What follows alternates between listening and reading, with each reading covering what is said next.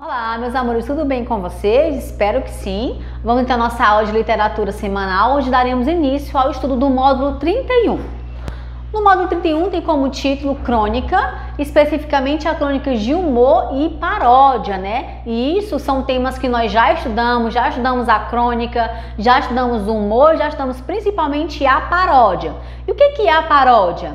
Obra literária, musical, teatral e etc., que, com intenção humorística ou satírica, imita outra obra, outro gênero ou outro estilo conhecido.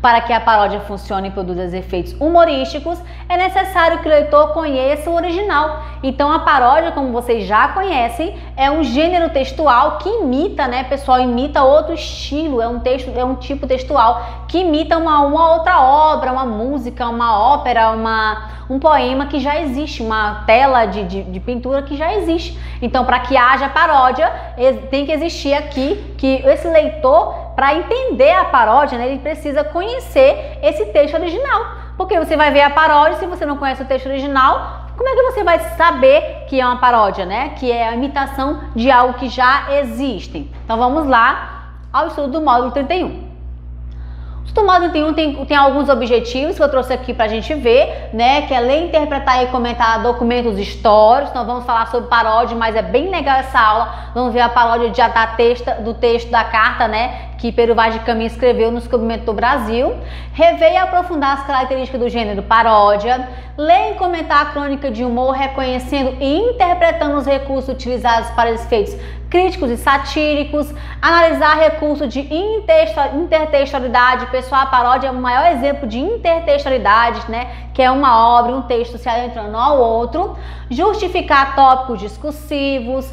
Analisar formas e conteúdos de textos publicados em suportes impressos. E redigir comentários sobre textos lidos a partir de discussões realizadas em salas de aula, que no caso nossas aulas gravadas. Bom, nós precisamos ter algumas noções básicas antes de utilizar esse tema, né? Uma delas, a crônica jornalística de humor pode lançar mão de vários expedientes para atingir seus objetivos, como a expectativa, a surpresa, o exagero, a anonese, caricatura, jogo de palavras e subentendidos. Um dos procedimentos comuns para se realizar o humor satírico ou a sátira é a subversão de um texto-fonte por meio da paródia, e a paródia é a recriação de um texto, ou seja, com a finalidade crítica, produzindo efeitos cômicos, satíricos e ainda efeitos humorísticos. E que os efeitos de humor da paródia só são atingidos se o leitor conhecer o texto-fonte, como eu acabei de falar para vocês. Vocês só vão entender, só vai ter essa geração de humor se você conhecer a obra original, né? O texto-fonte. Olha só. Agora nós vamos ver, né, um dos maiores documentos mais antigos da história do Brasil, que é a Carta de Pero Vaz de Caminha, que era o escrivão da armada de Pedro Álvares Cabral, que escreveu ao rei Dom Manuel em maio de 1500. Nela podemos ler o relato de viagem e principalmente conhecer as primeiras impressões que os portugueses tiveram da natureza e dos habitantes dessa nova terra. Devido ao significado simbólico que adquiriu, é comum ser considerada como a certidão de nascimento do Brasil. A carta foi objeto de inúmeras paródias ao longo do século XX. Então vamos agora verificar e olhar essa carta de Pero Vaz de Caminha, que ela é considerada a certidão de nascimento do Brasil, e dela vieram várias paródias sobre esse texto, tá? E nessa aula de hoje vamos fazer duas leituras de dois textos que são paródias dessa carta. Bom, a Carta de Pero Vaz de Caminha é um documento histórico, né, como eu acabei de falar, que pelo conteúdo e finalidade é ao mesmo tempo uma crônica histórica. Ela vai narrar essa viagem, né, e ao mesmo tempo ela é um relato de viagem, pessoal. Então aqui são gêneros pertencentes a uma ampla tradição do século XV e século XVI. Então essa nossa carta aqui, que é a Carta de Pero Vaz de Caminha, ela ficou atrás, né? Mas dá pra vocês perceberem, tá no livro, na apostila número 3 de vocês, tá bom? A Carta de Pero Vaz de Caminha, ela é esses dois gêneros. Ela é uma crônica histórica e ela também é um relato de viagem. E foi através dela, por meio dela, que surgiram várias paródias, tá bom? Vamos então à leitura da primeira paródia da Carta de Pero Vaz de Caminha. Texto 1. Carta ao rei Dom Manuel, fragmentos. Título 1. Senhor. Posto que o capitão mor dessa vossa frota, e assim os outros capitães escreveram a vossa alteza a nova do achamento dessa vossa terra nova, que ora nesta navegação se achou. Não deixarei também de dar nisso minha conta a vossa alteza, assim como eu melhor puder, ainda que para o bem contar e falar, o saiba pior que todos fazer. Tome, porém, vossa alteza, minha ignorância por boa vontade, e creia bem por certo que nem para aformosear nem afear, haja aqui de pôr mais que aquilo que vi, e me pareceu. Título 2. E neste dia, às horas de vésperas, ouvemos vista de terra, seja primeiramente de um grande monte, no alto e redondo, e de outras serras mais baixas ao sul dele, a terra do chão, com grandes alvoreiros, ao qual o monte alto o capitão pôs o nome Pascoal, e a terra da Vera Cruz. E dali ouvemos vista de homens que andavam pela praia, obra de 7 ou 8 segundo os navios pequenos disseram por chegarem primeiro. E o capitão mandou no batel em terra Nicolau Coelho para ver aquele rio. E tanto que ele começou a ir para lá, acudiram pela praia homens, quando 2, quando 3, de maneira que, quando o batel chegou à boca do rio, eram ali 18 ou 20 homens, pardos, todos nus, sem nenhuma coisa que lhes cobrisse suas vergonhas. Traziam arcos nas mãos e suas setas. Vinham todos rijos para o batel, e Nicolau Coelho lhes fez sinal que pousassem arcos, e eles pousaram. Ali não pôde deles haver fala, nem entendimento que aproveitasse, por o mar quebrar na costa. Somente deu-lhes um barrete vermelho e uma carapuça de linho que levava na cabeça, e um sobreiro preto. E um deles lhe deu um sobreiro de penas de ave compridas, com uma copazinha pequena de penas vermelhas e pardas, como de papagaio.